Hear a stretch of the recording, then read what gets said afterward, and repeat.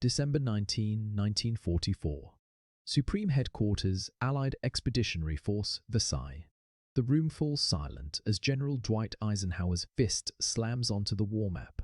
Red arrows show German panzers tearing through the Ardennes, surrounding the American 101st Airborne Bastogne.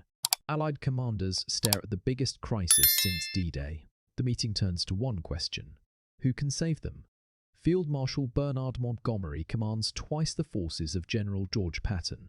He's methodical, careful, the hero of El Alamein. But Eisenhower doesn't call Montgomery. He turns to Patton and asks if he can turn 3 divisions 90 degrees north and attack within 48 hours. Patton replies that he's already planned for it. He'll be there in 2 days. Montgomery would take weeks to prepare such an operation. Patton promises 2 days. The German generals listening to intercepted Allied communications must have felt their stomachs drop, because there was one Allied commander they feared above all others, and it wasn't the cautious British Field Marshal. It was the Americans who fought as they did. This is the story of 2 generals, 2 utterly different men who led the same war. One became a legend that the Germans studied and feared. The other became a punchline in their post-war memoirs. The question isn't just who was better. The question is why the enemy laughed at one and lost sleep over the other. George Smith Patton Jr. grew up worshipping warriors. Born in 1885 into a wealthy California family, he devoured stories of ancient battles and memorized Napoleon's campaigns by the time he was 12. He was dyslexic and struggled in school, but he could recite entire passages about Hannibal crossing the Alps. At West Point, he barely graduated, but excelled at riding, fencing, and shooting. He represented America in the 1912 Olympics in modern pentathlon. Everything about Patton was theatrical, aggressive, and romantic. He believed he'd been a soldier in past lives, fighting alongside Alexander the Great and with Napoleon's Grande Armée. Bernard Law Montgomery was Patton's opposite. Born in 1887 to a stern, emotionally distant Church of England bishop and a cold mother who openly disliked him, Montgomery grew up starved for approval and determined to prove himself. He attended Sandhurst and became known for being difficult, abrasive, and obsessively focused on regulations. Where Patton dreamed of glory, Montgomery dreamed of perfection. Where Patton read poetry and history, Montgomery read tactical manuals and logistics reports. He married once, truly loved his wife Betty, and when she died from an insect bite in 1937, something hardened in him permanently. He became even more rigid, even more impossible to work with, even more convinced that his way was the only way. World War I shaped both men, but taught them different lessons. Patton commanded tanks in France and personally led his units into combat, getting shot through the leg at the Battle of Saint-Mihiel. He learned that tanks were the future, that mobility meant everything, and that hesitation killed soldiers faster than bullets. Montgomery served as an infantry officer and was shot through the chest at Ypres. He barely survived. What he took from the trenches was horror at the waste of human life and a conviction that careful planning and overwhelming firepower were the only moral ways to fight. By 1942, both men were generals with reputations. Montgomery took command of the British 8th Army in North Africa in August, facing Erwin Rommel's Afrika Korps. What Montgomery did next revealed everything about how he thought. He spent 2 months preparing for the Second Battle of El Alamein. He stockpiled ammunition until he had crushing superiority. He rehearsed his troops for weeks. He studied Rommel's tactics and planned counters for every possible German move. When he finally attacked on October 23, 1942, it wasn't a battle. It was an execution. Montgomery's careful set-piece offensive broke the Afrika Korps and sent Rommel reeling back across Libya. Churchill called it the turning point of the war. The Germans respected Montgomery after El Alamein, but they didn't fear him because Montgomery had shown them exactly who he was. He would only attack when he had overwhelming superiority. He would never take risks. He would always choose safety over speed. For a German general, that was perfect. Montgomery was predictable. You knew what he'd do. You had time to respond. Patton arrived in North Africa in March 1943, taking command of the demoralized US II Corps after the disaster at Kasserine Pass. His first order was dress regulations. Every soldier would wear a helmet, leggings, and a tie, even in combat. His officers thought he'd lost his mind. But Patton understood something about broken armies. They needed discipline before they needed tactics. Within weeks, two corps looked different, acted differently, fought differently. Patton didn't just give orders. He showed up at the front lines in his jeep with its oversized stars and 3-foot command flag. He wore ivory-handled revolvers and a helmet so shiny you could see it from a mile away. His soldiers called him Old Blood and Guts and complained that it was their blood and his guts, but they fought harder when they knew he was watching. Here's what separated Patton from every other Allied commander. He fought like a German panzer-general. General Gunther Blumentritt, who planned the invasions of Poland and France, said it in a post-war interview, "We regarded General Patton extremely highly as the most aggressive panzer-general of the Allies. His operations impressed us enormously, probably because he came closest to our own concept of the classical military commander." Heinz Guderian, the father of Blitzkrieg, agreed. When interrogated in 1945, he said, "I must congratulate him on his victory, since he acted as I would have done had I been in his place." These weren't compliments given lightly. These were professional assessments from men who'd fought the Red Army to a standstill and conquered most of Europe, and they put Patton in their same category. They never said that about Montgomery. Sicily, July 1943, brought the rivalry into the open. General Harold Alexander, the British overall commander, gave Montgomery the starring role. His 8th Army would drive up the east coast to Messina, while Patton's 7th Army protected Montgomery's flank. Patton was furious. He'd been given the supporting role in his own invasion. Montgomery's advance quickly bobbed down against tough German resistance at Catania. This should have been Patton's moment to shine in support. Instead, he got permission to change his axis of advance and went for Messina himself. What followed was pure Patton. He sent one force to capture Palermo on the west coast, not because it was strategically important, but because it was the island's capital and taking it would make headlines. Then he turned east and raced Montgomery to Messina. He pushed his men brutally hard. He organized risky amphibious end runs around German positions. His troops called it a rat race and complained they were dying for Patton's ego. But on August 17, American forces entered Messina hours before the British. Patton stood at the entrance to the city waiting to greet Montgomery with exaggerated politeness. "It was a jolly good race," he told the British Field Marshal. "I congratulate you." Montgomery was livid. Worse, he looked slow. Here's what the Germans noticed. They'd already abandoned western Sicily before Patton got there. They'd conducted a fighting withdrawal, and both Allied armies had let 60,000 German soldiers escape to mainland Italy with their heavy equipment intact. But Montgomery took 5 weeks to advance 100 miles against an enemy that was retreating. Patton covered the same distance in 2 weeks, while also capturing Palermo. The Germans filed that information away. Montgomery was methodical and predictable. Patton was fast and aggressive. One was dangerous, the other was just strong. But then came the slapping incidents. In August 1943, Patton visited 2 separate field hospitals and encountered soldiers being treated for combat exhaustion. To Patton, who believed fear was weakness and warriors should embrace death, these men were cowards. He slapped Private Charles Kuehl and called him a yellow-bellied bastard. Days later, he slapped Private Paul Bennett, pulled out his pistol, waved it in the man's face, and screamed he should be lined up against a wall and shot. The news eventually leaked. The American press erupted. Eisenhower forced Patton to apologize publicly to both soldiers and to every division in the 7th Army. Patton's career hung by a thread. Meanwhile, Omar Bradley, Patton's former subordinate, took command of the US 1st Army for the Normandy invasion. Patton was left commanding a phantom army in England, part of an elaborate deception plan to convince the Germans that the invasion would hit Calais. Montgomery became ground commander for D-Day, controlling all Allied forces in Normandy. On June 6, 1944, the invasion succeeded brilliantly on the beaches. Then came the battle for Caen. Montgomery's plan called for capturing Caen, a city 7 miles inland, on D-Day itself. It took 5 weeks and 3 major offensives: Operation Epsom, Operation Charnwood, Operation Goodwood. Each was meticulously planned. Each achieved limited gains at high cost. Caen was supposed to fall in hours. It took 33 days. The Germans reinforced Caen heavily because they knew Montgomery wouldn't go around it. He'd come straight at them methodically with overwhelming force, and they'd have weeks to prepare. They were right. Montgomery later claimed he'd intended to pin German armor at Caen so the Americans could break out in the west. But his own planning documents show he genuinely expected to take the city quickly. He just couldn't do it.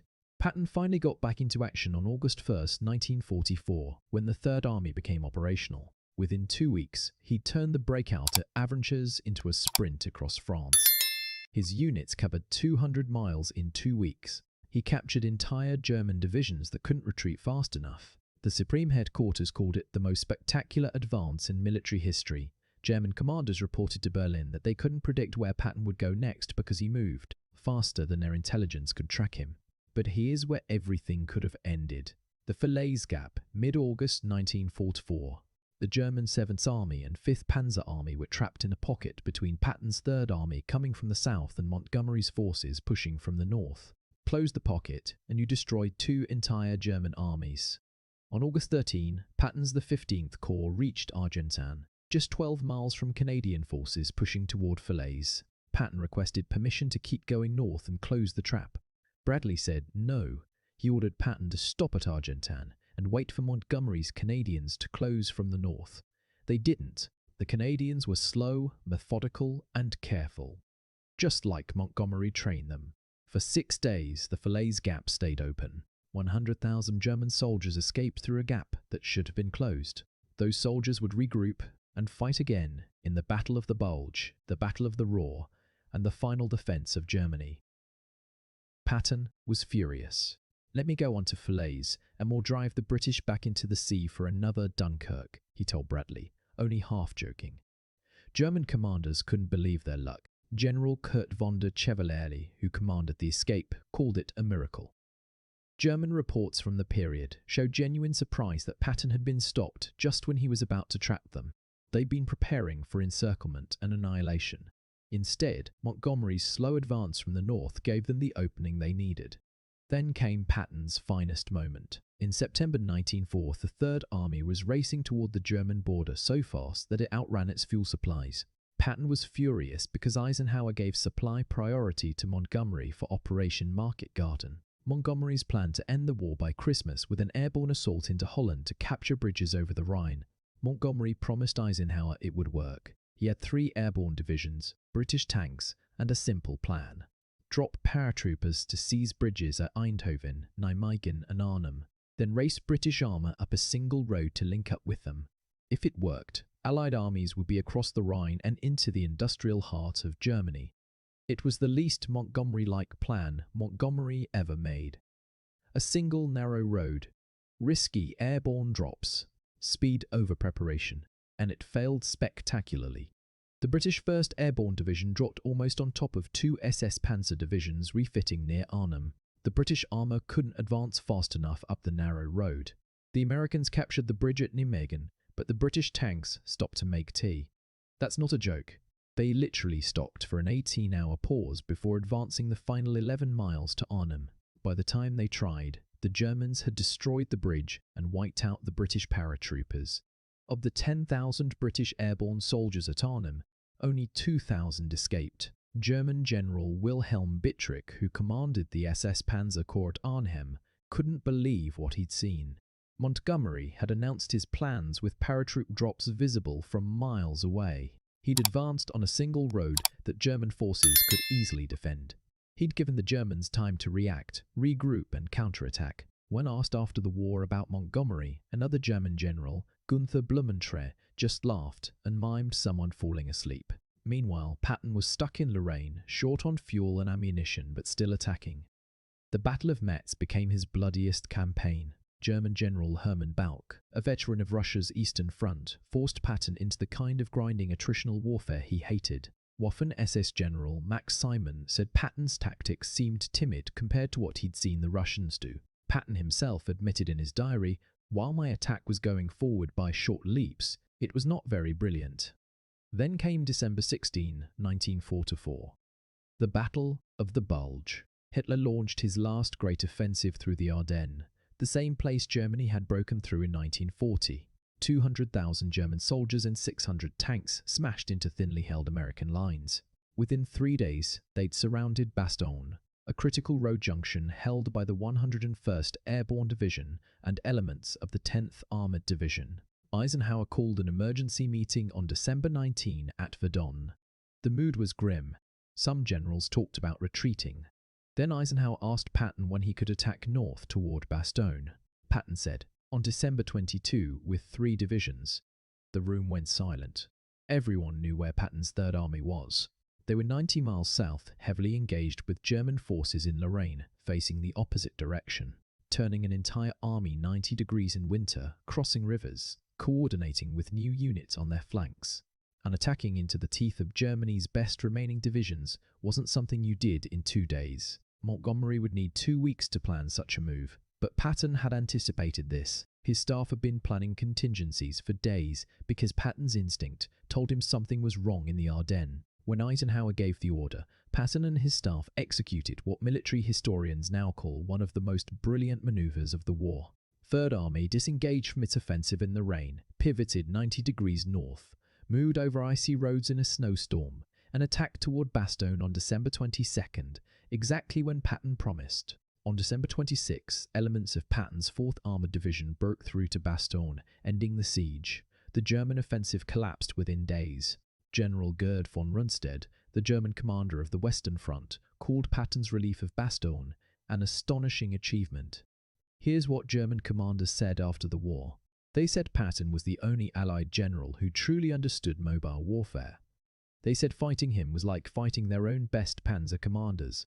They said he moved faster than their intelligence could track and attacked where they least expected. General Fritz Bayerlein, who'd served under Rommel in Africa and faced Patton in France, put it simply, Patton was the most dangerous adversary we faced.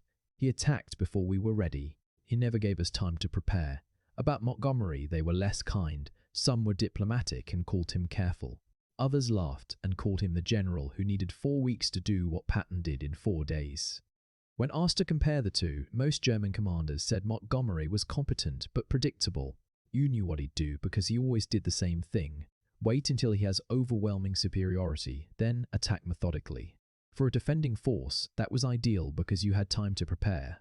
But there's more to this story than just battlefield performance. There's personality. Patton was impossible. He was arrogant, profane, politically tone-deaf, and convinced of his own destiny. He slapped soldiers, insulted allies, and wrote diary entries about wanting to conquer Russia next. His subordinates called him difficult. Eisenhower spent half his time managing Patton's ego and the other half apologizing for Patton's statements to the press. Montgomery was worse. He was cold, condescending, and utterly convinced that he alone understood how to win the war. He treated American generals like incompetent colonials. He publicly criticized Eisenhower's strategies. After the Battle of the Bulge, Montgomery held a press conference where he implied that British forces had saved the Americans from disaster, conveniently forgetting that Patton's Third Army had done the actual rescuing while Montgomery's forces were still organizing. Eisenhower nearly fired him on the spot. Only British political pressure kept Montgomery in command. American soldiers hated Montgomery. British soldiers respected him, but didn't love him. He never ate with his troops. He didn't visit the front lines the way Patton did. He set up his command post miles behind the fighting and issued orders from safety. He was brilliant at logistics and careful planning, but he lacked what soldiers call command presence. He didn't inspire men, he organized them. Patton inspired and terrified in equal measure. He'd show up at the front in his jeep, wearing that ridiculous helmet, carrying those ivory pistols, and soldiers would fight harder because they knew he was watching. He demanded discipline brutally. Soldiers who didn't shave or wear proper uniforms got fined or reassigned, but he also visited hospitals constantly, talked to wounded men, and personally awarded medals. His nickname Old Blood and Guts was said with both affection and resentment. He was their bastard. Here's the deeper truth. Montgomery fought World War II the way Britain needed to fight it. Britain was exhausted. They'd been at war since 1939. They'd lost an entire generation in World War I and couldn't afford another. Montgomery's careful, methodical approach minimized British casualties even when it meant slow advances. Churchill and the British government backed him because he won without bleeding Britain white. Patton fought World War II the way America could afford to fight it. America had overwhelming industrial might, fresh troops, and no bombed-out cities at home. Patton could be aggressive and take casualties because America could replace them. His philosophy was that speed saved lives in the long run because the war ended faster. Both men were right for their nations. But the Germans only feared one of them. After the war, the assessments became even more stark. In the 1950s, the US Army Historical Division interviewed hundreds of German commanders. When asked to rate Allied generals, they consistently put Patton at the top for field command. They respected Eisenhower as a strategist and organizer. They acknowledged Montgomery's competence. But Patton was the one they studied. Patton was the one who fought the way they did, with the principles they developed, the aggression they valued, and the speed they knew won wars. German General Hermann Bauch, who'd fought on both fronts, said something revealing. The Russians were terrible opponents because they never stopped attacking, they never gave us time to rest, and they had endless reserves. Patton was the only Western Allied general who fought like a Russian. He never stopped. He never gave us time. That made him dangerous, in a way Montgomery never was. There's a tragic coda to this story. Patton died on December 21, 1945, from injuries sustained in a car accident in occupied Germany. He never got to write his memoirs or defend his reputation in the post-war debates.